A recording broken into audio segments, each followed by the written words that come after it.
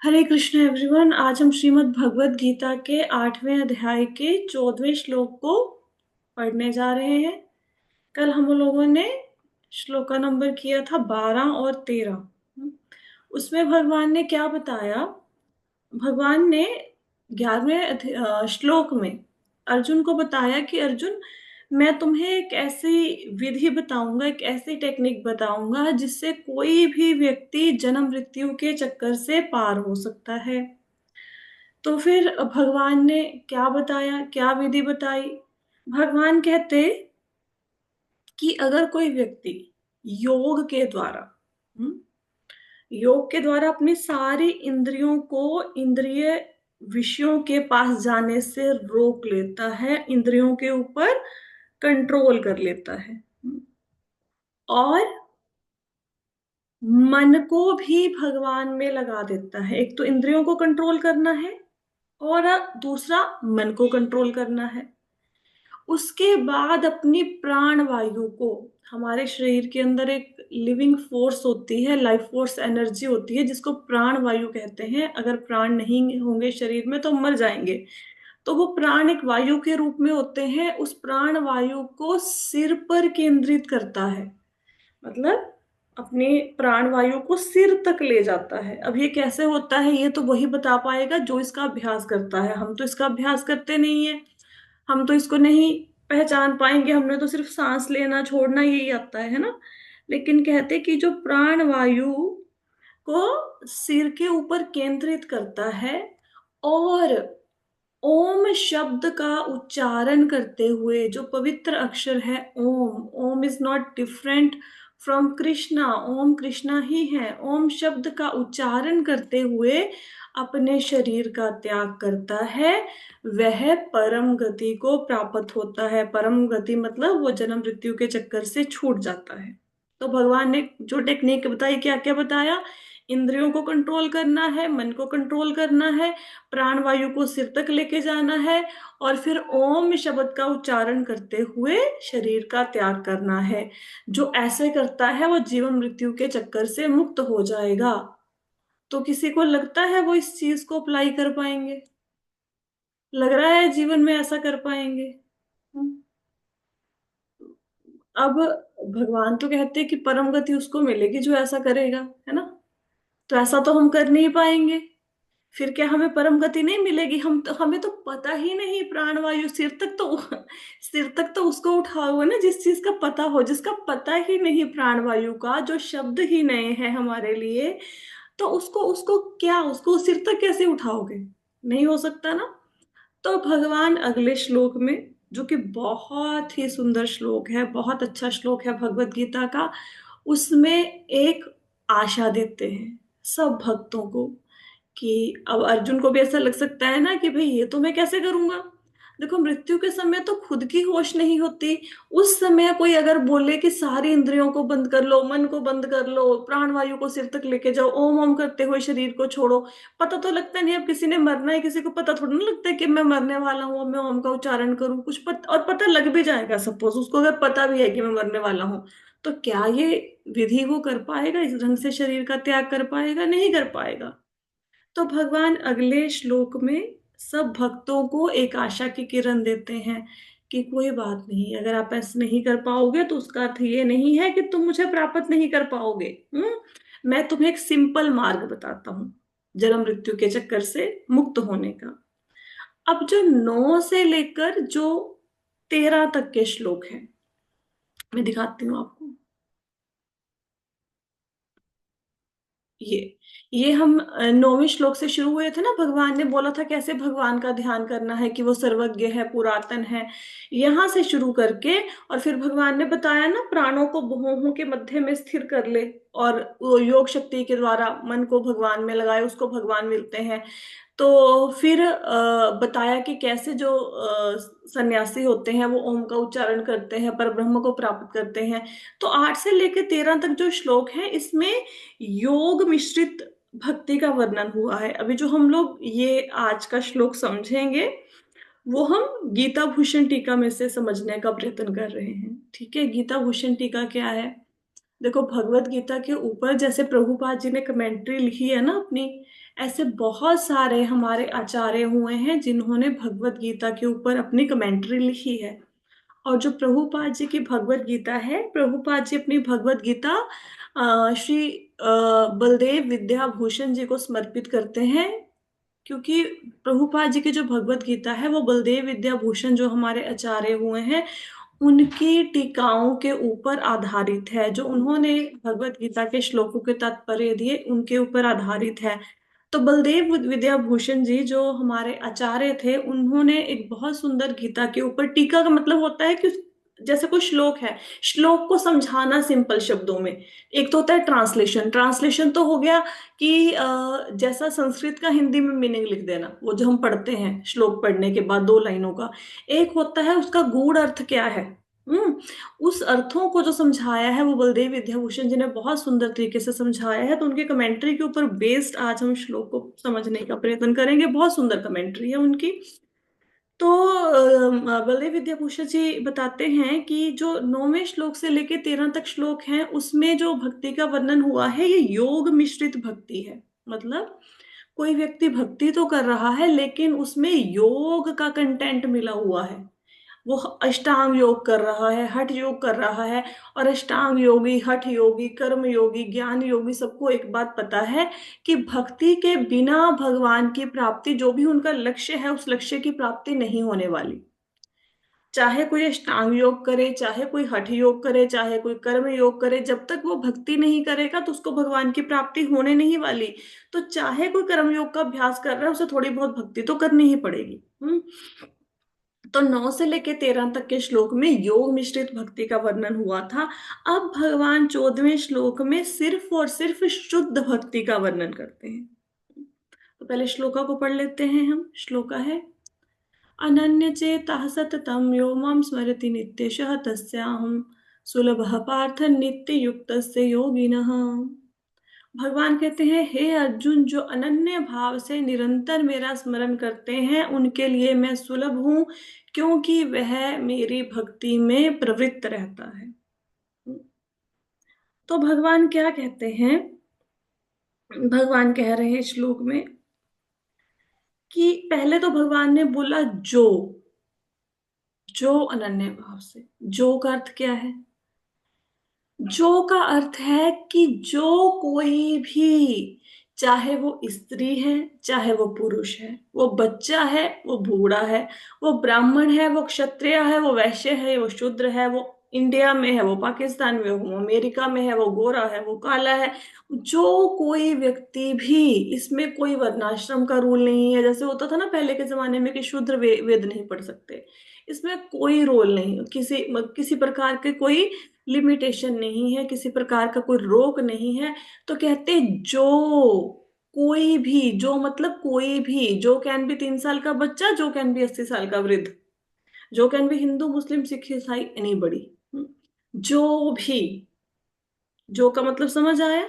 यह का कोई भी अनन्य भाव से नित्य मेरा स्मरण करता है।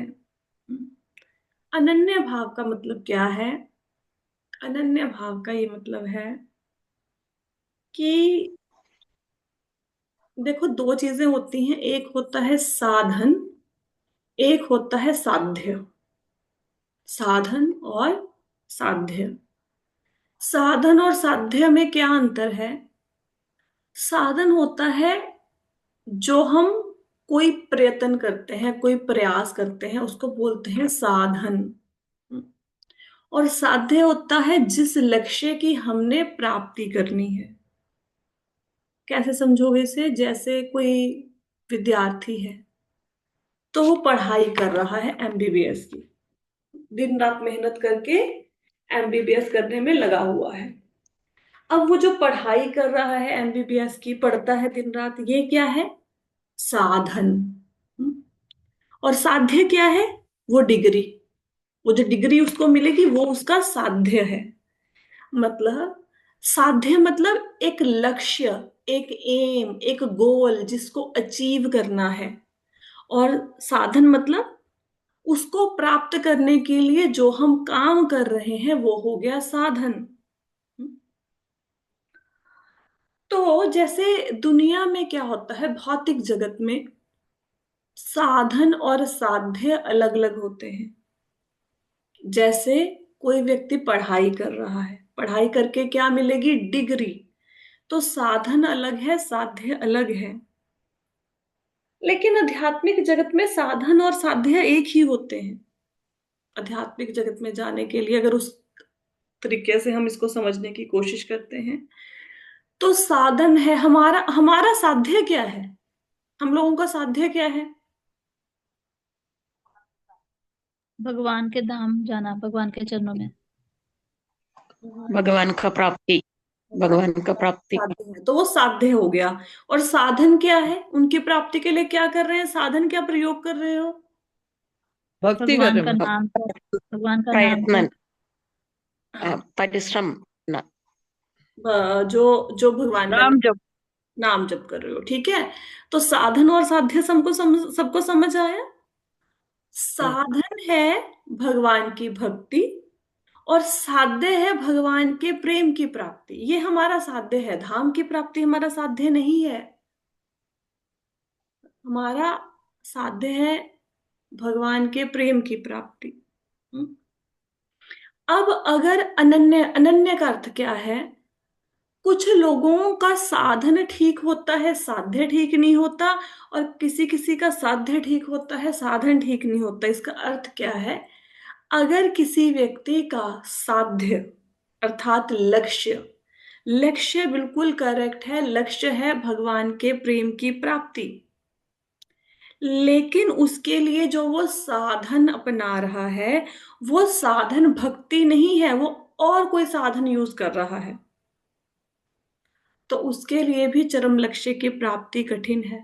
उसको अनन्य भाव से भक्ति करना नहीं कहा जाएगा। हम्म। और अगर किसी व्यक्ति का साधन तो ठीक है, साधन तो भक्ति है, लेकिन साध्य कुछ और है। जैसे कोई व्यक्ति बहुत अधिक नाम जाप करता है, कथा कीर्तन सुनता है, श्रवण करता है, लेकिन उसका साध्य क्या है, उसको लगता है ये सब करने के बाद मैं मुसीबतों से मेरा छुटकारा हो जाएगा, मेरे जीवन में जो कठिनाइयां आ रही हैं वो कठिनाइयां कम हो जाएंगी, मैं किसी एग्जाम को क्रैक करने की कोशिश कर रहा हूँ, वो एग्जाम में मैं पास हो जाऊंगा, मेरे पास धन की कमी है, धन आ जाएगा, मेरा स्वास्थ्य ठीक नहीं रहता, मैंने सुना है माला जपने से स्वास्थ्य ठीक हो जाता है, तो मैं वो चाहता हूँ। या फिर कि जन्म, ये जो संसार है ये दुखों का घर है, मैं दुखों से छुटकारा, भगवान के धाम में क्यों जाना चाहता हूँ, क्योंकि संसार दुखों का घर है और मुझे दुखों से छुटकारा पाना है। या फिर मैं जन्म मृत्यु के चक्कर में नहीं फंसना चाहता, बार बार माता के गर्भ में नहीं जाना चाहता। तो अगर साध्य इनमें से कोई है, हम्म, तो फिर वो भी अनन्य भक्ति नहीं है। साध्य होना चाहिए भगवान के प्रेम की प्राप्ति, भगवान की सेवा, बस। भगवान खुश रहें जैसे भी, कोई फर्क नहीं पड़ता कि उनको खुश करने के चक्कर में आपकी इंद्रियां संतुष्ट हो रही हैं कि नहीं हो रही, आपको उस चक्कर में क्या करना पड़ रहा है उससे कोई फर्क नहीं पड़ता। अब जैसे फॉर एग्जाम्पल अभी, हाँ, जैसे भगवान को अच्छा लगता है ना कि कोई उनकी मंगला आरती अटेंड करे, हम्म, कोई सुबह उठ के जाप करे। अब जो भक्त उठ रहा है सुबह जल्दी, उसने अपनी नींद का भी त्याग किया, उसने सर्दी में अपनी रजाई को भी छोड़ा, तो उसने अपने शरीर को कष्ट दिया ना। लेकिन जो उसने कष्ट दिया, उससे उसको किस चीज की प्राप्ति हुई, उससे उसको भगवान की प्राप्ति होने वाली है, भगवान का प्रेम मिलने वाला है। तो वो भगवान देखेंगे कि अच्छा तुमने पूरी जिंदगी इसलिए कष्ट सहा कि तुम्हें मेरा प्रेम चाहिए था, तो भगवान कितना खुश हो जाएंगे। अब जून जुलाई का महीना हो, पसीने छूट रहे हो, और मन में आए भगवान को कोई अच्छा सा भोग लगाना है, आप किचन में खड़े हो, पसीने आ रहे हैं, गर्मी से मतलब तिल मिला गए हो, तो भी वहां पे भगवान के लिए प्रसाद बना रहे हो, तो कोई फर्क नहीं पड़ता कि हमारी इंद्रियां सुखी हो रही है कि नहीं हो रही, हमारा जीवन अपनी इंद्रियों की तुष्टि के लिए नहीं मिला, और इंद्रियों को जितना तुष्ट करने का प्रयास करेंगे, ये उतनी ही आपसे और ज्यादा तुष्टि की डिमांड करेंगी। जैसे आपको वो समय याद है जब हम सुबह उठ के बिना नहाए धोए किचन में सीधा जाके अपने लिए चाय बनाते होते थे? याद है ना? क्यों? क्योंकि हमें चाय के बिना आंख नहीं खुलती थी, और कोई फर्क नहीं पड़ता नहाए नहीं नहाए, पूजा करनी है नहीं करनी, सीधे हमें परांठी चाहिए चाय के साथ, है ना? लेकिन अब ऐसा नहीं है। अब हमें होता है कि नहीं भाई, स्नान किए बिना किचन में प्रवेश कैसे कर जाए, है ना? तो चेंजेस आए ना। तो भले ही उसमें शरीर को कुछ कष्ट हो, लेकिन सह रहे हैं ना। तो भगवान को खुश करने का प्रयत्न करना है कि मैं ऐसा क्या करूं कि मेरे गिरधारी मेरे से प्रसन्न हो जाए, ऐसा मैं क्या कर दूं, क्या कर दूं? कुछ कोई तो ऐसा काम हो जिससे देखकर वो बोले कि अच्छा तुमने मेरे लिए ऐसा किया। अब कुछ लोग कहते हैं कि तुम लोग इतने व्रत रखते हो, इसका मतलब क्या है कि भगवान तुम्हारे भूखे रहने से खुश होंगे? अच्छा एक बात बताओ, जो करवा चौथ इतनी लेडीज व्रत रखती हैं, तो क्या किसी के पति की मृत्यु नहीं होती? सारे अमर हो जाते हैं। फिर तो बहुत ज्यादा जनसंख्या हो जानी चाहिए थी संसार में, सारे पति अमर हो जाने चाहिए थे। ठीक है। वो एक प्रेम है कि मैं पूरा दिन सुबह से बिना जल ग्रहण के बैठी हूं, क्योंकि मैं चाहती हूं तुम्हारी आयु लंबी हो। तो पति को अच्छा लगेगा ना। अगर सपोज आपको बहुत अच्छा कोई कलर बहुत अच्छा लगता है, आपको येलो कलर बहुत पसंद है, पीला रंग, और आपके पति को पसंद नहीं है, तो आपकी शादी हुई और आपने पीला रंग पहनना छोड़ दिया, तो पति को खुशी होगी ना कि मेरे मेरे लिए इसने कर दिया। आप पति की एग्जाम्पल छोड़ो, आप कोई भी कोई मतलब बेटा है, बेटा जब सपोज कमाने लग गया, उसने पहली सैलरी लाके आपके हाथ में रख दी। अब मेहनत तो बेटे ने करी ना पूरा महीना, उसका भी तो मन करता है मैं बाहर जाके पार्टी करूं, कहीं घूमूं फिरूं, अपना एंजॉय करूं, लेकिन उसने अपना सारा एंजॉय छोड़ के आपके हाथ में सैलरी रख दी, या वो आपके लिए एक सूट ले आया पहली सैलरी से, कुछ भी। तो क्या आपको खुशी नहीं होगी? क्योंकि उसने अपने सुख का त्याग कर दिया आपके लिए। तो जब एक भौतिक जगत के इंसान को इतनी खुशी हो सकती है, जब आप भगवान के लिए कुछ करेंगे, अपनी प्रिय वस्तु का त्याग करेंगे, अपनी इंद्रिय तृप्ति का त्याग करेंगे, तो क्या भगवान प्रसन्न नहीं होंगे? होंगे ना। तो साधन है भगवान की भक्ति, और भक्ति कैसी? अनन्य भक्ति। अनन्य भक्ति का अर्थ क्या? जिसमें साधन क्या है? भक्ति। और साध्य क्या है? भगवान के प्रेम की प्राप्ति। ठीक है। और साधन ऐसा नहीं होना चाहिए कि मुझे इसलिए गोलोक वृंदावन जाना है क्योंकि वहां पे बहुत अधिक आनंद है, वहां पे जाके ये सारे आध्यात्मिक आदि दैविक आदि भौतिक क्लेशों का अंत हो जाएगा, मेरा जन्म मृत्यु से छुटकारा हो जाएगा। ये अनन्य भक्ति नहीं है। ठीक है। अनन्य से पहले जो का अर्थ समझ आया? जो। अब अनन्य, दोनों शब्द समझ आए? अब अब कहते हैं अनन्य भाव से निरंतर मेरा स्मरण करता है। हम्म, इसका अर्थ क्या है? कि भक्त को सदा भगवान की ही चेतना में लगे रहना चाहिए। अब ये कैसे पॉसिबल है? जैसे अभी हमारे एक माता जी हैं, अब मैं नाम नहीं लूंगी, फिर तो माता जी ऐसे लगता है कि मैं नाम लेके कभी भी एग्जाम्पल नहीं देती होती। तो अब वो आज उन्होंने भगवान के लिए ड्रेस बनानी थी कुछ, तो वो मार्केट में गए। कल भी गए थे, कल पता नहीं परसों परसों भी गए थे, परसों या कल।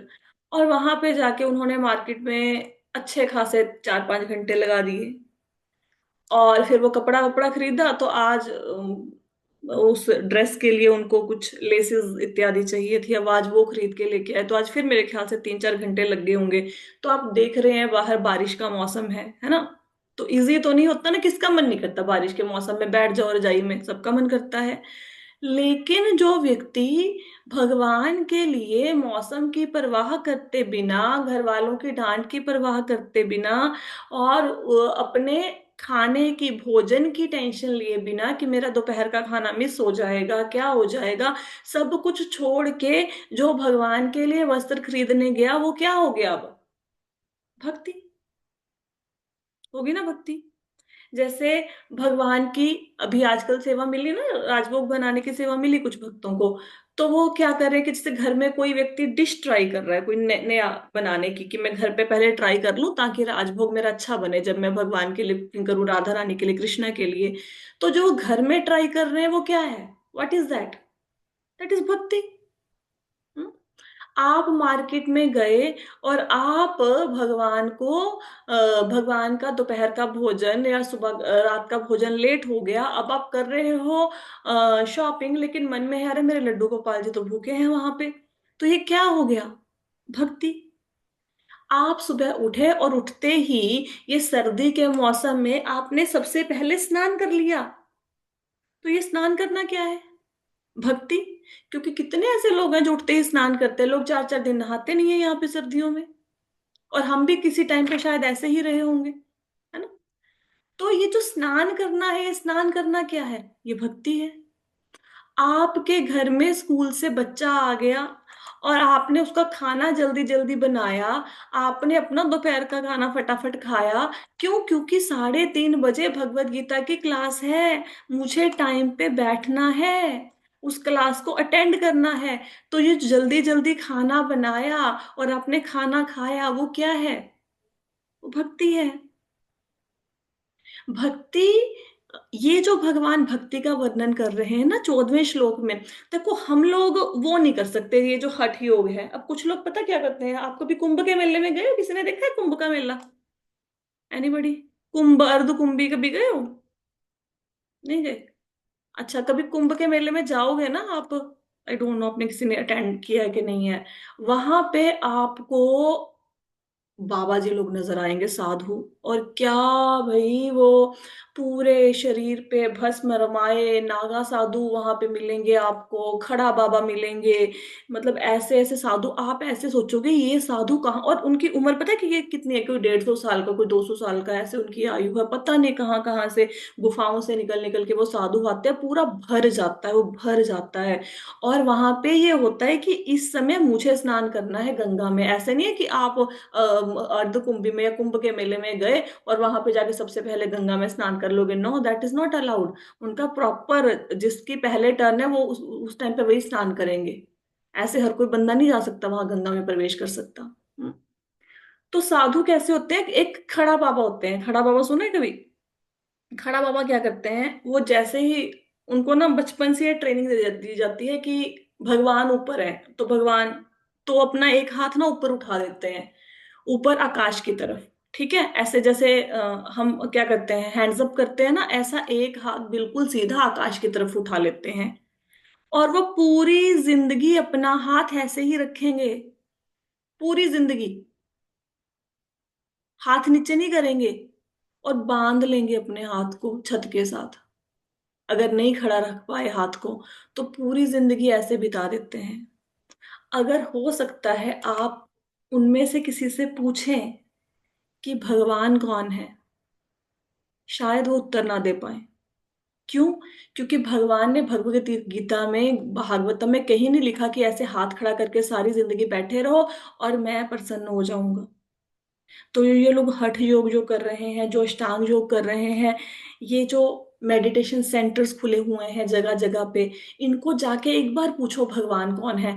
मतलब शर्त लगा लो, कोई आपको नहीं बोलेगा कि कृष्ण भगवान है। और जो बोलेगा कृष्ण भगवान है वो कभी ऐसी चीजों में पड़ेगा नहीं, कभी नहीं पड़ेगा, क्योंकि भगवान ने ये कहा ही नहीं है ये सब करने के लिए।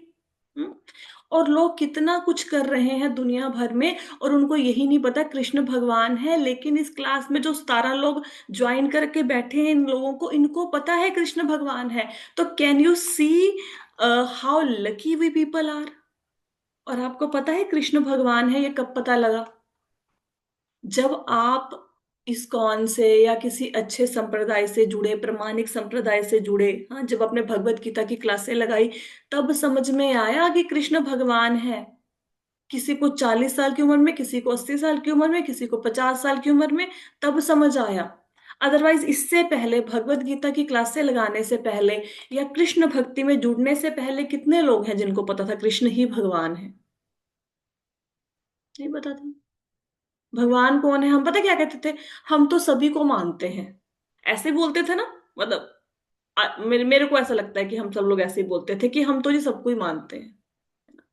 हमें मंत्र तक नहीं पता होता था कि मंत्र कौन सा बोलना है। हमारे लिए भक्ति क्या था एक बार, मतलब दुर्गा चालीसा, अम, है ना। ठीक ठीक बोला मैं। हम लोग हरे रामा शुरू करता था जब हाँ, से भगवत गीता क्लास में ज्वाइन किया। हरे कृष्णा से शुरू शुरू किया, करने लगा। है ना। तो हमें हमें क्या होता था, हमारे लिए भक्ति का मतलब पता है क्या होता था? सुबह उठो, वैसे तो ये काम ना घर में ना, मतलब जो वृद्ध लोग होते हैं उनको ये काम दे देते हैं सारी फैमिली। जैसे मैं घर में गई, बड़ा किसी से मिलने गई किसी काम के लिए, बड़ा आलीशान घर, बड़ा पैसा उन लोगों के पास, तो उन्होंने घर दिखाया और लास्ट में मंदिर दिखा के कहते कहते ये रिस्पॉन्सिबिलिटी तो हमारे माता जी की है, ये तो उनका डिपार्टमेंट है। क्यों भाई, उनका डिपार्टमेंट क्यों है? जो तुम्हारे पास इतना बड़ा घर आया, तो भगवान कहते हैं कि तुम्हारे माता जी को सब कुछ दूंगा, तुम्हें कख नहीं दूंगा, क्योंकि मैं तो उनके डिपार्टमेंट का हूं। तो वो काम तो ये धूप बत्ती का वृद्ध लोगों को सौंप दिया गया है कि ये बुजुर्ग हैं, ये करेंगे। और बाकी लोग क्या करेंगे? बाकी या तो कुछ करेंगे ही नहीं, या फिर क्या करेंगे? दुर्गा चालीसा पढ़ लिया, शिव चालीसा पढ़ लिया, हनुमान, पता ये भी नहीं पता कि कब कौन सा चालीसा पढ़े कौन सा नहीं पढ़े। तीन चार चालीसे पढ़े और वो हो गया। और कुछ लोग तो वो भी नहीं पढ़ा, बस जो जलाई 2 मिनट के लिए हाथ जोड़े खड़े, फिर काम पे लग गए। दिस वॉज भक्ति फॉर अस। ये था हमारे लिए भक्ति। कितना चेंज हो गए हैं हम। अब जो मुंह से सारा दिन हरे कृष्ण महामंत्र निकलता है ना, वो ये गीता क्लासों का, ये भगवान से जुड़ने का असर है कि पूरा दिन निकल रहा है। कुछ पता लगा हमसे, हमें मंदिर जाके कुछ पता लगा। तो अनन्य भाव से स्मरण करना, स्मरण का अर्थ समझ आ गया? अभी मैंने बहुत सारी एग्जाम्पल दिया आपको। हम्म। स्मरण करना मतलब किसी भी रूप में भगवान को याद रखना। भगवान की ड्रेस बना रहे हो, भगवान को रेडी कर रहे हो, भगवान के लिए भोजन बना रहे हो, आपको याद आ रही है भगवान मेरे भूखे बैठे हैं, आप नहा रहे हो क्योंकि आपको पूजा करनी है, कुछ भी, वो सब स्मरण में आते हैं। अभी जो का अर्थ समझ आया, अनन्य भाव का समझ आया, निरंतर कैसे होता है स्मरण वो समझ आया। अब ये आगे क्या है? उसके लिए मैं सुलभ हूं। तो जो लोग अनन्य भाव से निरंतर मेरा स्मरण करते हैं, उनके लिए मैं सुलभ हूं। अब सुलभ का अर्थ क्या होता है? व्हाट इज सुलभ? प्लेंटी। हाँ, आसान, हाँ, आसानी प्लेंटी। से। इसका अर्थ क्या अवेलेबल। हुआ? उसके लिए मैं सुलभ हूं का अर्थ क्या है? अवेलेबल। हाँ, इसका अवेलेबल। बताइए ना, इसका मतलब क्या बना इसका? क्या कहना चाहते हैं भगवान? कुछ तो बोलो भाई। इसलिए अवेलेबल नहीं हो अप्रोचेबल। सकता। इसलिए आप इसलिए हाँ, अवेलेबल अप्रोच कर अप्रोचेबल। सकता है। मैं इजीली अवेलेबल हूँ, है ऐसे लग रहा है ना, कि जो लोग मेरी भक्ति करते हैं उनके लिए मैं अवेलेबल हूँ, उनके लिए मैं उपलब्ध हूँ, उनको मैं मिल जाऊंगा, है ना। सुलभ का अर्थ जो बलदेव विद्याभूषण जी देते हैं, वो सुलभ का ये अर्थ नहीं है कि मैं उनको, वो अगर ऐसा करेंगे तो मैं उनको आसानी से मिल जाऊंगा, इसका अर्थ ये नहीं है। इसका अर्थ ये है। जैसे कि या बताइए। जैसे ये हो सकता है कि उनके लिए मुझे जानना आसान है, ऐसा कुछ। हम्म। हम्म। बहुत बहुत अच्छा प्रयास किया, सब लोगों ने बहुत अच्छे उत्तर दिए। इसका अर्थ ये है कि जो अनन्य भाव से भगवान का स्मरण करेंगे, भगवान खुद आके उनको अपने पास ले जाएंगे।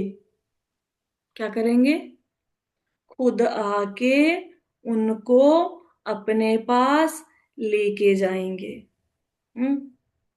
और वह देखो, बलदेव विद्याभूषण जी एग्जैक्टली पता क्या लिख रहे हैं, देखो। इस श्लोक में यह कहा गया है कि वह मुझको प्राप्त करता है, परंतु मैं उसकी प्राप्ति का कारण हूं, वह कारण नहीं है। ये मत समझो कि मैं अनन्य भाव से भक्ति कर रहा हूं इसलिए मुझे भगवान आसानी से मिल जाएंगे। नहीं नहीं नहीं, भगवान कारण है, भगवान खुद आकर अपने आप को उपलब्ध करा देंगे। भगवान क्या कहते हैं? भगवान कहते हैं मैं उससे विरह सहन नहीं कर पाता हूं और इस कारण से अपने आप को उसे प्रकट कर देता हूं। मैं उसके लिए सुलभ हूं क्योंकि मैं उसकी बाधाओं को नष्ट कर देता हूं और उसकी साधना को पूर्ण कराता हूं। Very very important lines, very very important lines. अगर चाहो तो मैं इसका ना स्क्रीनशॉट भेज दूंगी। क्या बोलते हैं भगवान? कि जो ऐसे भक्त हैं, मेरे से बर्दाश्त नहीं होता कि वो मेरे से दूर हैं, मेरे से उनका विरह सहन नहीं हो पाता, मैं भागा भागा आता हूँ। और क्या करते हैं, भक्ति के मार्ग में उन भक्तों को जो भी कठिनाइयां हो रही हैं, जो भी कठिनाइयां, भगवान उन सारी कठिनाइयों को दूर कर देते हैं। और हमारे में तो इतनी समर्था नहीं है ना कि हम अपनी साधना को पूर्ण कर पाए। आपने जप भी देख लिया, श्रवण कीर्तन भी देख लिया, हमारा सब कुछ देख रहे हैं कि हम क्या कर रहे हैं, है ना। तो हम में तो हिम्मत है नहीं, भगवान स्वयं आके उनकी साधना को पूर्ण करवाते हैं। क्या अर्थ है सुलभ का, कि भगवान कारण है अपनी प्राप्ति का। उस भक्त को से दूरी भगवान बर्दाश्त नहीं कर पाते, खुद आते हैं और अपने धाम लेके जाते हैं। हम्म। आसान का देखो, ऐसा एक तो आसान का अर्थ होता है कि जैसे मैं बोलूं आप अपना मोबाइल हाथ में उठा लो, ठीक है, ये तो हो गया आसान, है ना, मोबाइल आपके पास पड़ा है। एक हो मोबाइल खुद आए आपके हाथ में टिक जाए, कौन सा आसान ज्यादा है। जब मोबाइल मोबाइल खुद आके हाथ में खुद आके हाथ मिल। में टिक जाए, ये होता है जब आप भगवान का स्मरण करते हैं निरंतर। भगवान खुद आके अपने आप से उसको मिला देते हैं। हम्म। और क्या लिखते हैं, बलदेव विद्याभूषण जी लिखते हैं कि भगवान उसी व्यक्ति के प्राप्त किए जाते हैं जिसका चुनाव वे स्वयं करते हैं। Many times we do many types of services, हम लोग अलग अलग प्रकार की सेवाएं करते हैं। जैसे आप डोनेशन की सेवा करते हो कि डोनेशन इकट्ठा करना है, या भगवत गीता की क्लासों में किसी को ज्वाइन करवाना है, या फिर कुछ भी एनीथिंग, आपने किसी को माला के लिए बोला, उसने माला करनी शुरू कर दी। आपको पता है, जो लोग आपकी बात मानते हैं, जो लोग आपकी बात मानकर गीता क्लास लगाते हैं, मंदिर आते हैं, माला करते हैं, भगवत गीता पढ़ते हैं, किसी भी तरीके से आपके कहने पर भगवान की ओर उनका ध्यान जाता है, आप सिर्फ निमित्त मात्र हो। उस व्यक्ति को भगवान कृष्ण ने चुन लिया है, उसको चूज कर लिया है। अब किनको चुनते हैं, क्या देखते हैं कि ये गोरा, ये काला है, ये अच्छा है, ये बुरा है, ऐसे चुनते हैं? नहीं। अगर किसी के मन में जरा सा जरा सा भी बात आ गई कि मुझे भगवान की प्राप्ति करनी है, जरा सी भी भगवान के लिए, किसी की ने जरा सी भी भगवान की सेवा करती, कुछ भी कुछ भी, तो भगवान उसके बाद उसकी पूरी की पूरी रिस्पॉन्सिबिलिटी ले लेते हैं अपने ऊपर। आपको पता है, जिस क्षण आपने सोचा कि मुझे भगवत गीता पढ़नी है, आपके घर में भगवत गीता नहीं है, आपको भगवत संस्कृत नहीं आती, आपको भगवत गीता के श्लोकों का मतलब नहीं समझ आता, मतलब पूरी तरह से बुद्धू हैं बस हम, और बस मन में आया कि गीता पढ़नी चाहिए, सुननी चाहिए, इतना सुनने मात्र से, इतना सुनने, इतना विचार आने मात्र से, विचार से, अभी कुछ हुआ नहीं है, अभी क्लास से नहीं पता, अब गीता भी घर में नहीं है, इतना विचार आने मात्र से आपके भगवत धाम जाने के रास्ते खुल गए। अब भगवान आपको उन रास्तों पे लेके जाना शुरू करेंगे। ऐसे हैं भगवान कृष्ण। और देखो, एक तो होता है हमने भगवान को पकड़ा है, एक होता है भगवान ने आपको पकड़ लिया। जब हम भक्ति के मार्ग पर चलते हैं तो हम भगवान को नहीं पकड़ते, भगवान आपको पकड़ लेते हैं।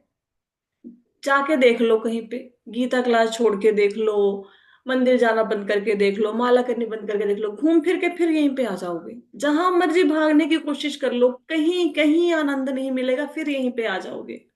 हम्म। भगवान कृष्ण कभी नहीं छोड़ेंगे आपको, कभी भी नहीं। उन्होंने एक बार हाथ पकड़ा, फिर उन्होंने परमानेंटली पकड़ लिया, अब वो नहीं छोड़ने वाले हैं। ये दुनिया के रिश्ते नहीं है कि जब मतलब अच्छे दिन चल रहे हैं तो सब आपके, जब सब कुछ अच्छा अच्छा है तो आपके, जब आप सबके काम आ रहे हो तो आपके, बुरा वक्त शुरू हुआ तो छोड़ दे, ऐसे भगवान कृष्ण नहीं है। उन्होंने पकड़ लिया तो समझो पकड़ लिया। अब अपने धाम तक ले जाने से पहले वो मानेंगे नहीं, लेके जाएंगे आपको, पक्का। हम्म। और जब कोई धाम में जाता है भगवान, पता कैसे उसका स्वागत करते हैं? भगवान खुद उठ के आते हैं। वो ऐसे नहीं कहते कि मैं तो भगवान, मेरा विराट रूप देखो, 14 लोग मेरे अंदर हैं, देखो लक्ष्मियां मेरी सेवा करती हैं, तुम तुच्छ प्राणी, तुम बाल के आगे के हिस्से के 10,000वां हिस्सा, तुम आए हो यहाँ पे। ऐसा नहीं कहते। भगवान कृष्ण खुद भाग के आते हैं कि भौतिक जगत से एक व्यक्ति आया है भगवत धाम में, और गले लगाते हैं। ये ट्रीटमेंट आपको यहाँ पे कोई देगा? मोदी जी से जाके मिलके जाओ, हाथ भी नहीं मिलाने देंगे, पहुंच भी नहीं पाओगे सीएम के पास। अरे काउंसलर तक नहीं मिलेगा भाई आपको। बच्चे के स्कूल के प्रिंसिपल तक से जाके नहीं मिल सकते।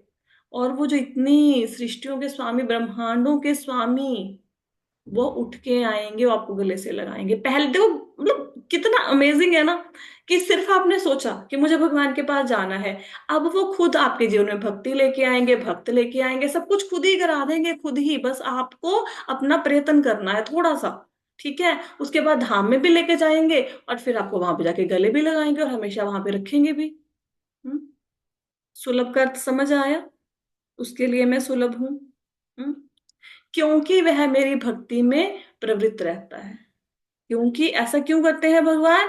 क्योंकि वह व्यक्ति प्रवर्त माने भगवान मैम, की प्रवर्त, imagine- प्रवर्त का मीनिंग प्रवृत्त प्रवर्त। मतलब लगा रहता है, इंडल्ज।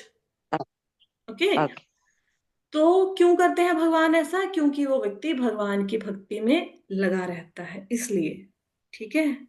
आई होप सो कि श्लोका क्लियर हो गया सबको। हम्म। ठीक है, तो हमने एक एक शब्द को जाना, जो, अनन्य भाव, निरंतर स्मरण, सुलभ, और फिर तो मैं पूरा श्लोक थोड़ा सा, मुझे लगता है कि क्लियर हो गया होगा। कल मैं इन सब चीजों के ऊपर आपसे पूछूंगी कि किस किस का क्या क्या अर्थ है, तो आपने तैयारी करके आनी है। अगर नहीं समझ आया फिर से यूट्यूब पे समझ लो, या फिर कल पूछ लेना कि मुझे इस शब्द का अर्थ समझ नहीं आया। ऐसे जब भगवत गीता पढ़ोगे ना, तो कितना ना आनंद आता है एक एक श्लोक में। नहीं तो फिर पढ़ लो 1 मिनट में, बस फिर आगे निकल जाओ 1 सेकंड बाद। ऐसे नहीं, भगवत गीता को तो बस, मतलब जैसे बच्चे होते हैं ना, क्रीम वाला बिस्किट कैसे खाते हैं, पहले क्रीम क्रीम को लिक करेंगे, उसको चाटेंगे, फिर बिस्किट खाएंगे, तो ऐसे स्वाद ले लेके भगवत गीता को, मतलब पूरे आनंद के साथ पढ़ना होता है ना। तो आई माता होप। जी कल सैटरडे